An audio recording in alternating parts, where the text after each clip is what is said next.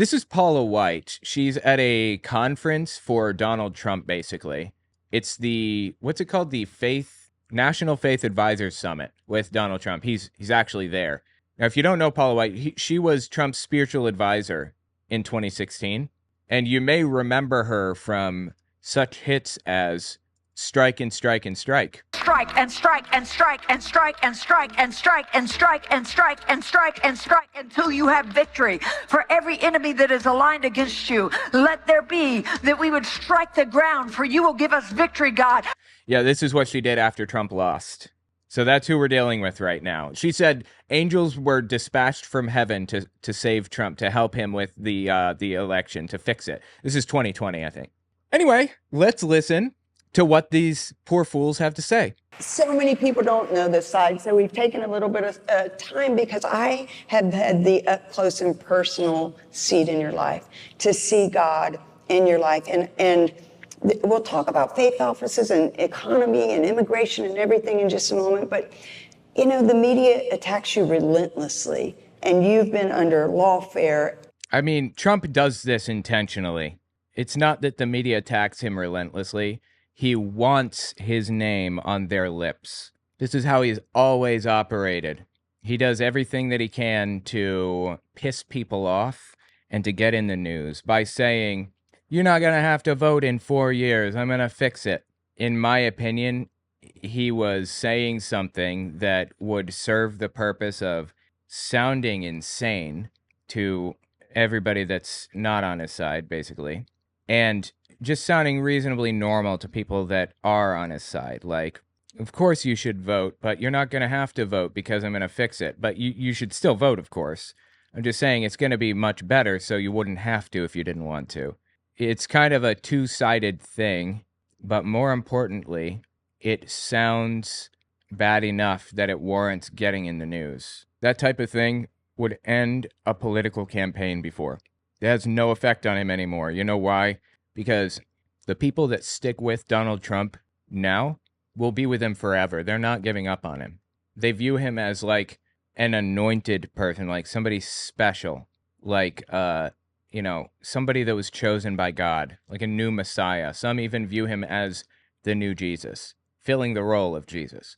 Every opportunity that Trump gets, he says shit like that. He probably, I would argue, sits around thinking up things that he can say that are inflammatory enough to get him in the news, but seemingly innocent enough that nobody will really care. Another example, not something that Trump said, but something that Trump retweeted. He, retrothed or whatever the hell, relied. There was a video that was created by a guy named Brendan Dilley. The meme team is what they call him, his organization. It was a video about Donald Trump being really good for the economy, and they were showing newspaper clippings. And the newspaper clippings said something about forming a new Reich. We want a new Reich. We're going to build it, make it great again, build a new Germany. And rightly, people pointed out that that was about Nazis. Like, that's a newspaper clipping about Nazis. Reich is a reference to Nazi Germany, like the Third Reich, famously, the thing Hitler created. But there's a layer of plausible deniability, because the guy then came out and said, those newspaper clippings are from World War I, not World War II. There were no Nazis in World War I, you see. In reality, World War I is what produced the Nazis. The Nazis were repeating the things being said in World War I because they wanted to create the thing that they attempted to create in World War I, but were stopped from creating by the Treaty of Versailles. So there were no Nazis in the sense that they didn't use the name National Socialists, but there were Nazis in the sense that there were ultra-nationalist, right-wing extremists trying to create a new Reich government where Jews and others were disallowed. It's a layer of plausible deniability. That's how Trump operates. That's how all of his people operate. And he does this shit intentionally to stay on the media's lips, to catch attention and never let it go. So the media isn't, quote unquote, always after him. They aren't always slandering him or whatever. he is setting out to get them to talk about him. He's done this like long before he even ran for president. This has always been his strategy since, hell, the 80s, the 90s, because it's beneficial. If your name is on their lips, you are succeeding. But, you know, the media attacks you relentlessly, and you've been under lawfare and the absolute worst. I'll never forget Ralph Reed and Joanne, where we were at the Journey concert, my kids, and somebody said the president's been shot. And oh, yeah. I froze, like so many people. I started crying and started praying. And started crying and praying. Well, by that time, it had already happened, whatever was going to happen, right? What was she praying for?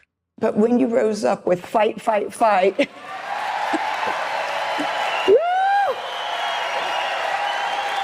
that's another thing to get him in the media. He likes doing dramatic poses, dramatic moments that can be plastered all over the news. It's obnoxious. He's a huge target, 350 pounds, right? That's good.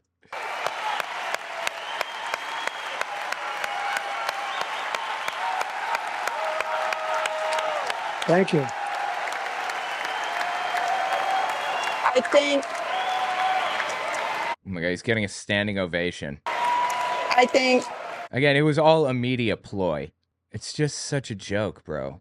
so many See, this means she likes me because she's got tears. If she didn't have tears, no, she does. She really does. She's a great person. Go ahead. Yes, sir. Somebody said the president's been shot. It was very difficult for so many of us that do dearly love you and not only respect you as president and what you've done, but love you as the man. And Okay, love you as a man, you say. Sounds hot. Go on. we understand that, and I think the world got to see. Love you as a man loves a man? Is that what you're telling me? And what you've done, but love you as the man. And we understand that, and I think the world got to see in one of the worst situations that you knew. Onion Face 18, ask me to sub. Too slow.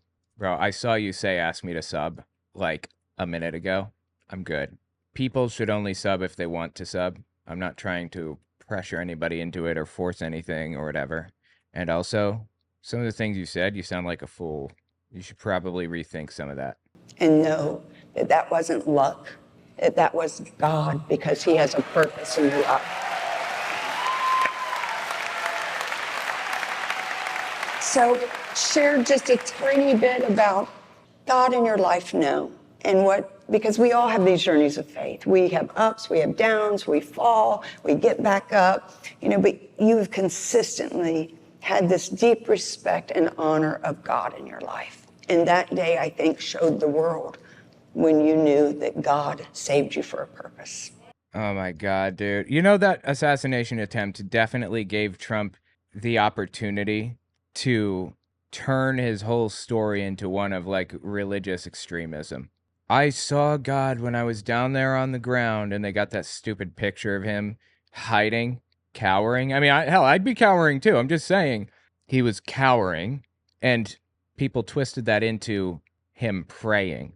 He was praying. Come on. Has he literally ever prayed a day in his life? Ever? Well, thank you very much. That was quite a day. But we had a tremendous crowd in Butler, Pennsylvania. And it was an Keep forgetting that's where it happened. Yeah, my dad died in Butler, Pennsylvania a few years ago. amazing set of circumstances. And, my two sons are shooters. They're very good, very high quality. They'd be like a scratch golfer or better. Oh, my God. I mean, they're both very good. They know everything about guns, and they learned it from their grandfather. They spent time in Europe, back and forth during summers and all, and they're very good. But they understood, they know exactly what the weapon was that they used, that this person used. And it was 130 yards away. And when Don called me first, he said, somebody was protecting you up there. Oh, please. I bet. I believe it without question. Absolutely. it's almost impossible for even a bad shot to miss you from that distance. Now, he didn't miss me. Yeah, he was a bad shot. I guess he hit his ear, but he missed his target, certainly, right? Probably an eighth of an inch is the difference. And I agree. Yeah, it was close. it all happened to be because I was looking there to the side on a chart on illegal immigration. Can you believe it? That famous chart, that now famous chart. But I never do it. It's very interesting because if you look at the circumstances, I never do it. I never use that chart at the beginning. And Yeah, he uses. Yeah, I remember. He started using charts at his rallies. And this brand new chart, they pulled it up. And so he turned his head to look at it right when he pulled the trigger. And that was it.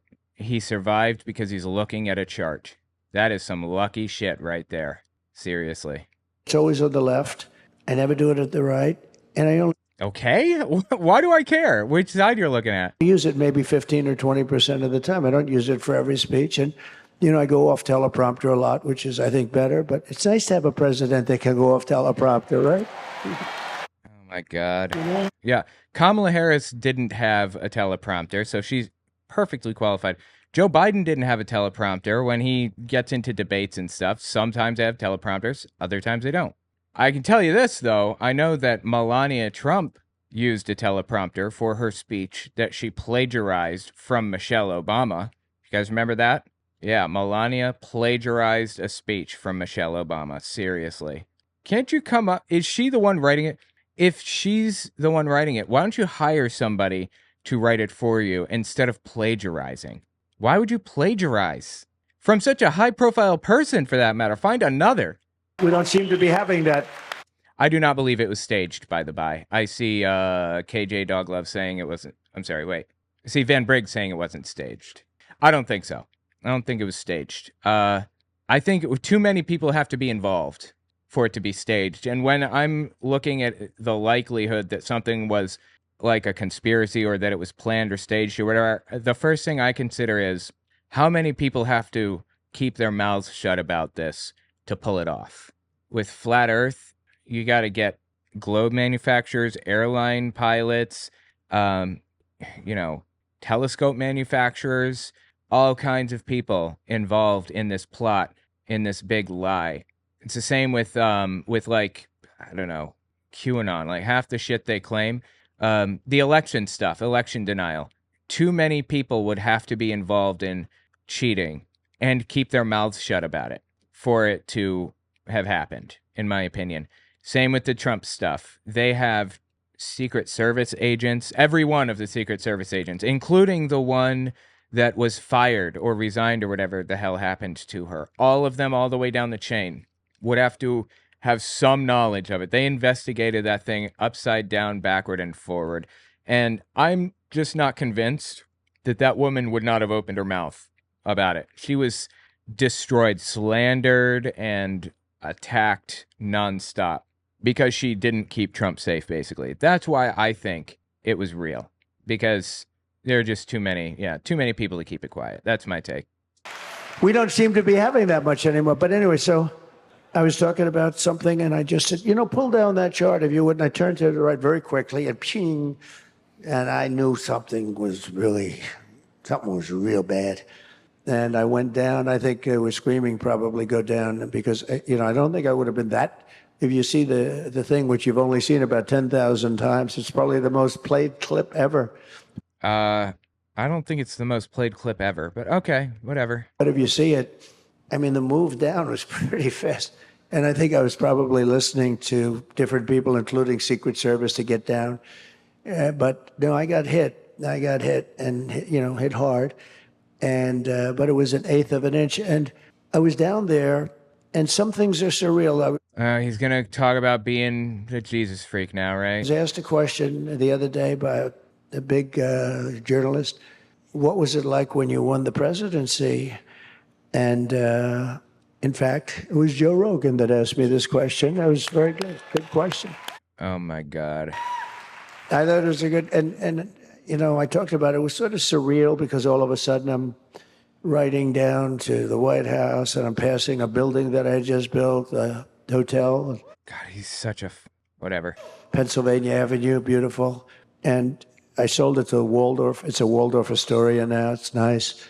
And it was very successful. And then we go down a little further and we're at the White House. And then all of a sudden I'm standing by the Lincoln bedroom. I said, that was such a surreal experience. But when I was shot in front of, massive numbers of people, tremendous numbers, you couldn't even see the end. And I was down there. I fully understood what had happened. I was shot in the ear, and the Secret Service thought I was shot elsewhere. They thought I was shot much more than once. And I guess 8 bullets were shot. And Honestly, he had picked his VP by that point, right? J.D. Vance. I don't believe J.D. Vance is an insane nutcase. I think Vance knows full well that they're completely full of shit. Like, everything that Trump says is bullshit. All of it. I think the country would be better off if it had been J.D. Vance running rather than Trump, in my opinion. Yeah, I think that's the case. That is to say, I think that the country would have been better off without Trump involved. I don't believe in violence, and under any circumstances, certainly don't believe in, assassination or anything. That's wrong and bad, morally bad. But just logically, I think that it might have been more beneficial to not have him at the top. Although it almost certainly would have nearly guaranteed a Republican victory if he had been taken down, basically. the Secret Service person shot one, also helped, but as I understand it, probably by the local police who shot one, also hit the rifle, and Secret Service guy hit the target. Shot one? What's he mean, shot one? But both of them, played a very big role. Otherwise, you would have had a much, because he had a lot of ammunition, this guy, a lot of people. And it was wall-to-wall people. It would be like, taking everybody, going back as far as you can. It was as dense as it is right in this room right now. So it could only hit people. But I knew exactly where it was. So I knew it was my ear. They said no. I said no. How could you possibly think that, all right, let me rephrase. Of course he knew where he was hit. I imagine that he felt where he was hit. Although I understand that you don't always feel a gunshot at first because it destroys the nerves faster than they can send the signal back to your brain, to my knowledge. I could be wrong there. It's my ear. I got like 7 or 8 guys sitting on top of me. They were heavy. They were very heavy people. It's kind of funny. Sometimes he's funny and sometimes he's just stupid. I guess this is one case where he was pretty funny. And anyway, but by the way, they were very brave because, they were they jumped on top of me and the bullets were flying right over their head. Well, I mean, that's their job, right? Isn't that their job? Aren't they supposed to do that? Secret Service was very brave. They were very brave. And, they really were, but it was incredible. I heard the bullets, I didn't know, but you hear those things are moving, and you hear them as... I don't believe that. You think you hear the bullets? I'm sorry. I'm not, maybe, I suppose, but that's a little far-fetched for me. As clear as you can, as clear as I hear you. So anyway, but what I did see is when you're in that position, you have like this feeling that usually a lot of times you wouldn't really understand. I had total, but when Don called me up, he said, "Dad, you know what? For 130 yards, to me it sounded pretty far away, but for a shooter, 130 yards is like nothing." And right, yeah, that's right. I understand that it's like a really easy shot to get, and he missed. He said, "It's a miracle that that's when I first realized it's a miracle that bullet just hit your ear. It's a miracle." But if I didn't turn, so all of these circumstances, if I didn't turn at that exact angle, because he was right exactly 90 degrees, he was exactly there. If I didn't turn, if I turned halfway, no good. If I turned a little bit past that, no good. It had to be that exact angle.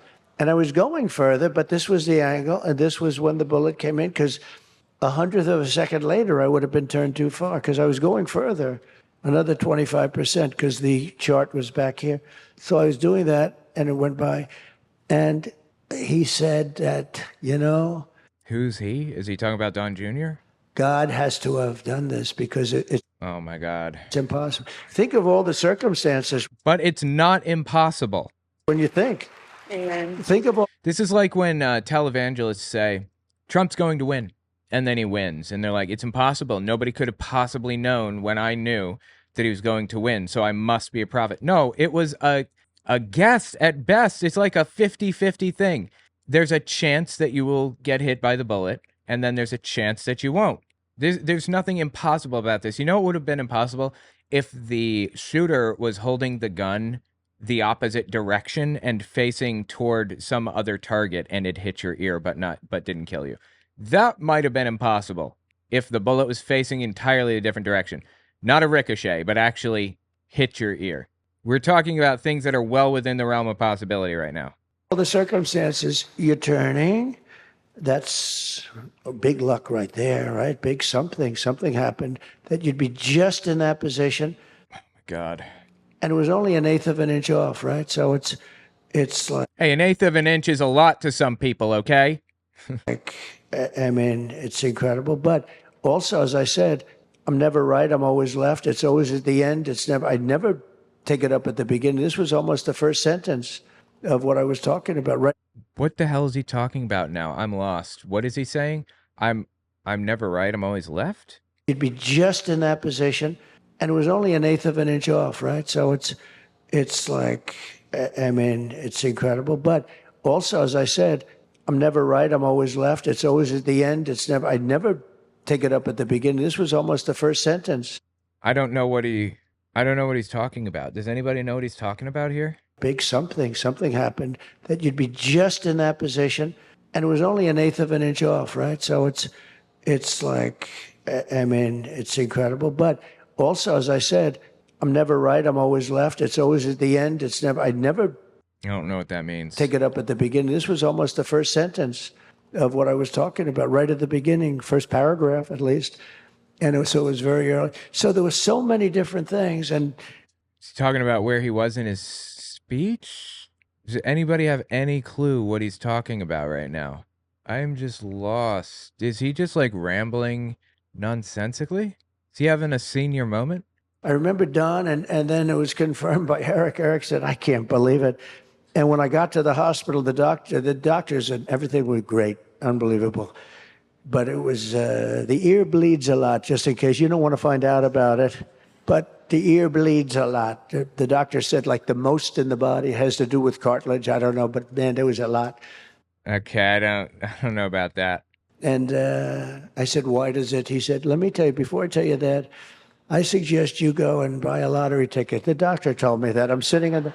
Yeah, I mean, that's really lucky. Absolutely. I agree with that. And I said, why? He said, you are the luckiest guy. I've been doing this for 25 years. That I'm even talking to you is a miracle. Or that I'm talking to you is a miracle, right? Absolutely. So somewhere, all of us, we had a little help up there. And I would like to think, and I don't know this at all, but I would like to think that it's because he wants our country and maybe the world to be helped. Wants our country to be helped. God wants our country to be helped. It would be a really nice thing to say that. But now we have to win an election too. So I hope we win the election, and I think we're doing very well in the election, by the way. But No, I don't believe that for a second. I don't think he's doing well. I get the impression he's actually doing very poorly. We're going to we do win the great. election. And we have to get all the Christians to get out there and vote because, you know, I shouldn't scold anyone, but Christians aren't known for being very solid voters, you know? What? Are you kidding me? The evangelical voting bloc is one of the most reliable voting blocs out there because they're doing it for religious reasons. What the hell is he talking about? Show of hands, how many? Did he ever call Corey Contemporary's wife? Oh, I'm sorry. Did he ever call Corey Comparatory's wife? Is that how it's pronounced? Yeah, that guy that died. Yeah, it was totally God's interference that saved Trump and killed that one dude. God ricocheted the bullet off into someone else's head instead. I don't know if it was his head, but he died because of that, that event. And Nemo Nova says, I heard his wife turned down a phone call from Biden. take that with a grain of salt, of course, because Nemo Nova doesn't seem very sure. Of course, you want to look all this stuff up, but yeah. Wow, man. You've done early voting already. Yeah, and stats are showing us we are going out by the droves. And Who is going to vote? Yep. So Okay, more, a little bit more. That's good, because we're leading in all the early votes. And that's unusual. Usually the Republicans aren't leading in early votes. They're usually, in fact, oftentimes, I have no idea what he's talking about. is very far behind. I'll tell you what Donald Trump has a tendency to do, though. This is kind of his MO. He pretends that he has better stats than he does. He pretends that he's doing well when he's really not doing well. For example, when he first ran in 2016, he had somebody out there paying people off the street to come in and sit in his seats at his rally.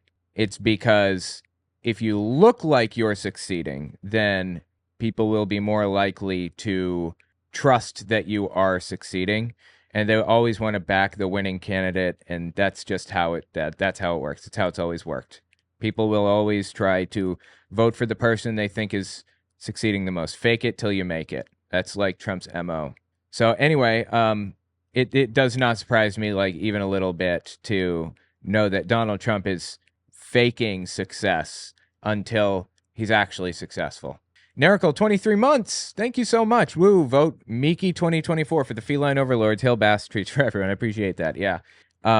Yeah. If Miki were president, there would definitely be mice for everybody, anytime, anywhere. There would be a dedicated mouse man that would show up to where you are to give you mice. 100%.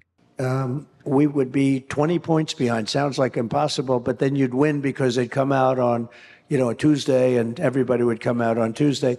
But look at me. I'm sorry. Look at Yuffie glitching out on screen here. That's interesting, right? we really have a good note, but we're leading, and that's very unusual to be leading. Almost. Yeah, he's completely full of shit. I'm sorry. I don't believe him. I need some evidence of that. They can't count early votes, can they? I'm not sure. Aside from that, something called the Red Mirage. It happens because people who vote in person are most likely going to be Republican.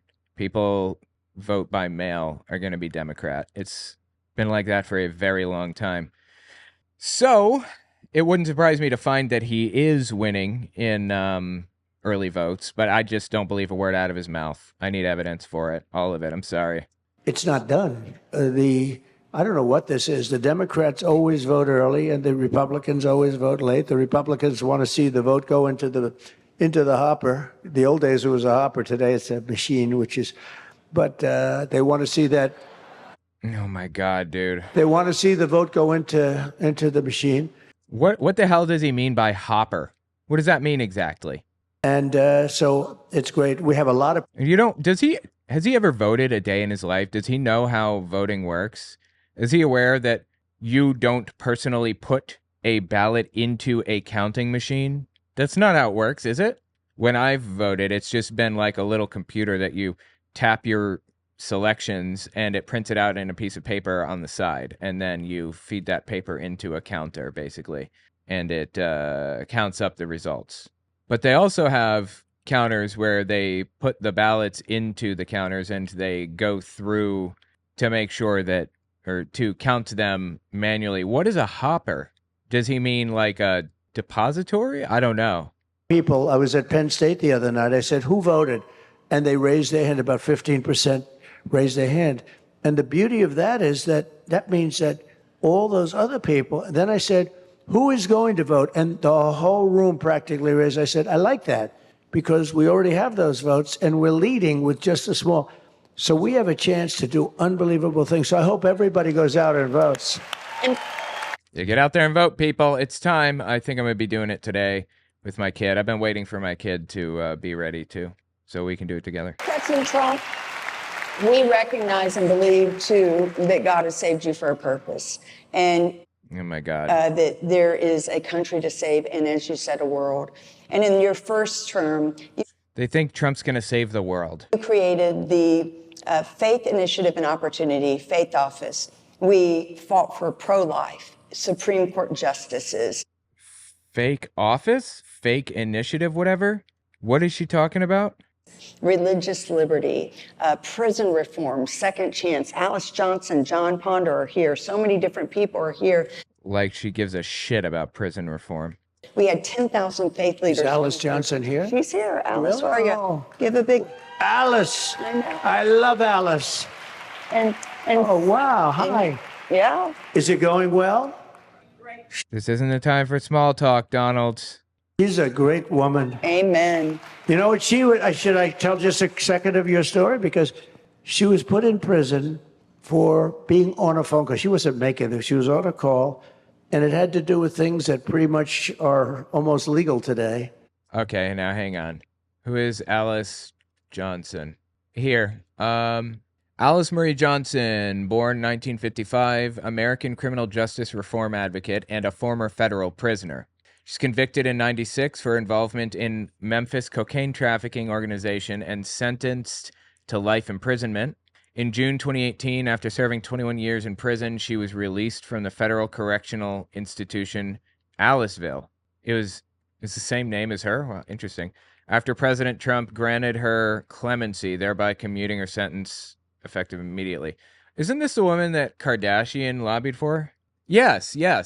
Kim Kardashian met with Trump requesting specifically that he release her, that he give her clemency. Yep, I remember this. I don't think Kardashian gave a shit about Trump. Still doesn't. I'd put money on it.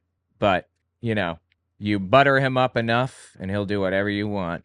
And she was on a phone call having to do with drugs, and she was having a hard time. And brother, I do. Okay. You know what? I don't know. Maybe she did deserve to get out. Maybe she did. It's just I have trouble believing a word out of Trump's mouth. But, I suppose that this is really like the result of Kardashian's involvement. So maybe it was legit. You know what I find fascinating about Kardashian on another note? She's being mentored by a lawyer, right? Full-blown lawyer. Extremely wealthy person, Kardashian is, right? Can go to law school if she chooses, but instead she gets mentored by a lawyer, and this lawyer gets her ready to where she feels comfortable taking the bar exam. So she takes the baby bar. It's what you have to take if you didn't go to law school. You have to take the baby bar. And the baby bar is like a simpler version of the bar exam that you take before taking the real bar exam. And she couldn't pass the baby bar. Why? What is it about the bar exam that is so difficult that people who mentor with others and work on this stuff practically their whole lives are incapable of passing it? I don't know. Like, what is it about law school? What is it about law school that makes it so hard to pass the bar? I wonder. Oh God, there's another Demon's Gate? I didn't realize there were two of them here. Okay. Damn. they gave her like 50 years in jail. It was a life sentence, yeah. And a group of people came over and they made me aware of it. And I said, that sounds very unfair. And she had already A group of people, yeah. Kim Kardashian, actually, is what you mean to say. served, is it 22 or 23 years, Alice? 21. So something, right? 23. I mean, think of it. She had like 28 years left. Yeah, I just looked it up. How many was it? Let me look again, just to be sure. 21. Yeah, it was 21 years in prison. I'm not sure why she said 22. And first I gave her a commute, and then I gave her a full pardon. And I called her in. So good to see you. I called her in, and she came to the Oval Office. I said, so how many people are, because she's a great woman, she's a really good woman, too. Is there a difference between a great woman and a good woman? Good person. And I said, how many people are like you in jail? She said, a lot. I said, everybody? Because I was testing her, because I know some deserve to be there, right? Okay. Alice, if you would have said everybody, I wouldn't have probably listened. She said, no, by no means. Some are very bad people, rough people. But she said... Who would say everybody? Unironically, who would say that? Some are great. I said, can you give me a list? And she gave me a list of a lot of good people that are right. I hear they're doing really well, too. So we got... Wait, did she get people out of prison? Wow, actually, that's really crazy and probably not a good idea.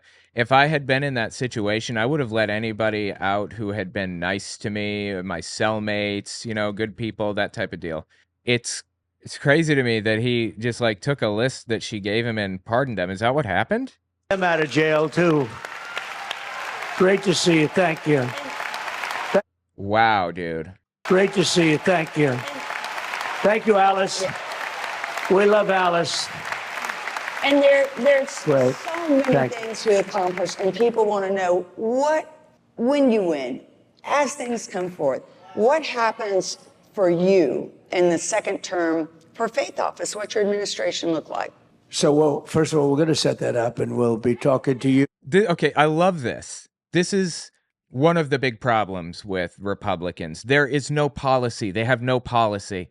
This is a problem in Germany during not before World War II. So 1933, I believe the Nazis released basically their plan for what was going to happen in their administration.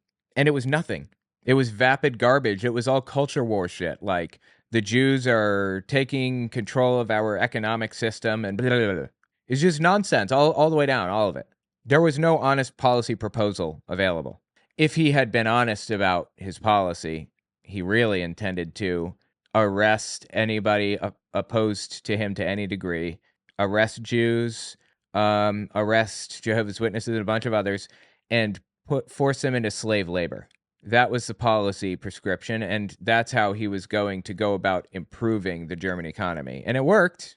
The slave labor definitely improved the German economy. It's the same situation here with Trump. There is no policy prescription here. None. It's all culture war shit. So what's he going to tell us? The actual policy, if you had to pin one down, it'd be Project 2025. Everything that they say in there, banning porn, banning IVF, and I don't know, all that other shit.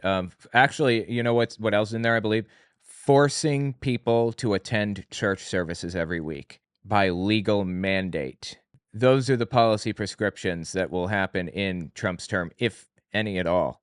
Though he claims that he doesn't know anything about Project 2025, never read it, never even heard of it. What's Project 2025? Anyway, let's see what he tells us his policy prescription is. Second term for faith office, what's your administration look like?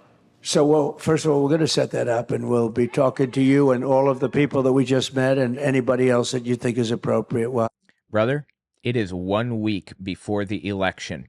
Are you telling me you don't have a policy proposal? The answer is, of course, no, he doesn't. But it's important, and it'll be directly into the Oval Office and me, so we'll do that. No, we have to save religion in this country.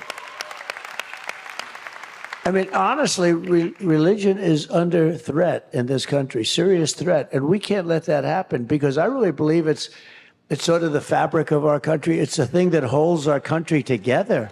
Didn't he literally just say that like a few minutes ago?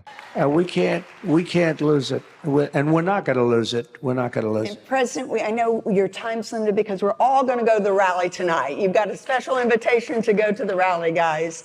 But a special invitation.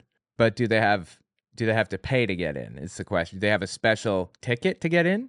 Or is he just expecting them to pay their way? We want to ask you a few more questions, and we've got Gary Bauer here, because if you just heard what the President said, that Faith Office will be in the Oval Office in the White House and directly reported to him, because that to him is one of the most important things to people, is that we remain very strong in all of our faiths. And we are so grateful for that, for you being a protector and a fighter for religion and faith and our freedom to protect. Gary, amen. Mr. President, right here in the front, sir. Hello. Gary Bauer, right in here. the very front. Hi, Gary. Yes. Wow, that guy is kind of a shithead. I would not be happy with him if I were Donald Trump. Sir, great to see you again. Great to see you again. Particularly after last night when you turned Madison Square Garden into MAGA Square Garden. I thought that was fantastic. Great night. Yeah, sir. Everybody in this room, millions of people like them all over the country are already voting for you. They're going to vote for you 8 days from now. And the main reason is they love you, of course, but the main reason is simply gratitude. the things you already did in your first term. It's a Christian virtue to be grateful when somebody does something for you. So you deserve the vote of every Christian in America.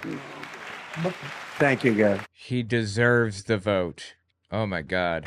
My question is about your second term, because one of the big issues right now that this loser of an administration is inflicting on us is they've Loser of an administration. taken the entire power of the federal government, the Justice Department, the Department of Education, and they're trying to smash young women by making them compete against men. That's not true. That is not happening. At no point has that ever happened. Is this about the Olympics again? There was no man competing in women's Olympics at any point. Jesus, dude. And athletics. And so these women are getting physically hurt. Not only that, but they have to tolerate going into a locker room or a shower or a bathroom with biological men. That's not true. This is all a lie. He is lying right now. Why do people do this? This is just fabricated bullshit all the way down. So they're losing their places of privacy. She also wants, as you know, Kamala Harris, to give surgeries to prisoners in our federal prison system and illegal I have no idea what he's talking about. aliens to change their gender. This is just bullshit. All the way down is bullshit. She's asked about trans issues, and she said, I like the law as it is currently, allowing people the freedom to make this choice for themselves as they want to. That's where the law is. We should leave it in the hands of the doctors, basically, to decide when this is an appropriate treatment or whatever. And I appreciate that. I like that. You know what's bizarre to me? I see all over the place people saying, I'm not a fan of Kamala, but she's better than Trump. Why aren't you a fan of Kamala? What could you possibly have against Kamala? She has said and done nothing that's been like reported negatively by the press. That was legitimate right now. As a politician, it's going to happen, of course. Just a matter of time. But she hasn't come out against Palestine and said that like Palestine sucks and she hopes Israel takes it all. She hasn't said that. She's not anti-Palestine. She hasn't spoken much on the issue at all yet. She's not the president yet. What could you possibly have against her right now? I don't understand. Where the hell am I supposed to be going? I hate mazes like this. Why don't you just give me a clear direction to go and I'll go there? Oh my God, it's so frustrating. Use taxpayer money. Sir, oh wow, they amped it up. It's not just people are allowed to make decisions for themselves. It's now they're using my money to do it. Oh my God, people. Come on. you've raised this dramatically and consistently when a lot of Republicans won't talk about these issues. What do you plan to do on this in your second term? The answer is he has no policy, but FYI, this is a culture war issue. This is it's a freedom problem. People should have the freedom to make decisions for themselves, and all the shit he's complaining about is fictitious. That's what makes it a culture war issue. And when we see you after Inauguration Day. So, and you know, it's almost, and Gary knows this better than anybody, it's almost Who the hell is Gary? amazing that we even have to have a question like that, isn't it? Because We don't. who would think that men should be playing in women's sports? No one would think that. Okay, that's not happening. If you would have gone back, let's say, Gary, 10 years ago, I think, but 15 years ago, the concept of men playing in women's sports, it would say, what kind of a question is that? They're not doing this, okay? There are like a handful of cases where somebody was taking HRT to equalize their testosterone and estrogen levels to that of other women, lower than other women, which means that the advantage of hormones is removed from the trans community. However, there are almost no cases of that anyway. You know what I want? I want scientists to examine the issue critically and determine if there really is an advantage from people who were assigned male at birth. If there's an advantage, I'm opposed to it. If there's no advantage, if they're basically the same, then I'm in favor of it. I'm in favor of inclusion always. as much as possible. That nuance is not present for these people. These people are obsessed with making sure that trans people are disallowed from being involved in anything, backing them into a corner. Doesn't happen, does it? The concept of surgeries, they call it transitioning into from a male into a female or whatever. Well, from a man to a woman, but okay. It's so incredible that we're talking, and yeah, it's called freedom. Ever heard of it? I like to say that we're the party of common sense, because to a certain extent, whether you're conservative or not conservative, it's like we're the party of common sense. Well, common sense isn't real. Everybody thinks that their sense is the most commonest. Give you another example. Who would want open borders where prisoners from all over the world are allowed to come into our country? Nobody. That doesn't happen. Nobody wants that. You're arguing with a ghost. Where criminals are bust into our country and we accept them. Nobody wants that. We're murderers, 13,099 to be exact, over the last 3 years. Yeah, 13,000 people were caught because they were convicted of murder or something. I don't remember exactly. Battery, whatever it was, 13,000. Out of millions and millions of people, 13,000. That is a lower rate than general society. Of course, there are going to be bad people, scumbags and stuff that come along and do really bad things and get caught for that. And good, they should be caught for that. And honestly, they shouldn't be deported. They should be put in jail, in my opinion. But okay, whatever. Deported. That's what's happening. This is a made-up problem that exists nowhere but in his head. Anyway, tell me what you think about these people in the comments. This is just insane. At least, usually when we listen to Trump stuff, it's him just rambling about the same stupid shit every time. At least this time, we kind of got something a little bit new. Kind of, right? That's something. Anyway, tell me what you think.